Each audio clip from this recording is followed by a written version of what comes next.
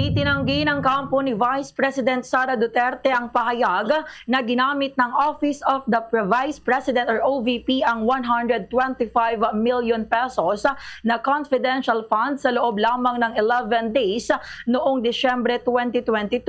Sa pagpapatuloy ng impeachment trial, tumanggi ang abogado ng depensa na si Michael Poa na sang-ayunan ng pahayag ng prosecution na batay sa mga record ng Commission on Audit or COA, natanggap ng OVP ang naturang pondo noong Disyembre 20, 2022 at nagastos ito sa loob ng 11 days. Gayunman, inamin ng kampo ng Vice President na nakatanggap ang OVP ng 125 million pesos na confidential funds noong 2022, ngunit iginiit ng pagpapalabas ito ay may mga pag-aproba ni Pangulong Ferdinand Marcos Jr. Isa sa mga article ng impeachment laban kay Duterte ang umano'y maling paggamit ng 612.5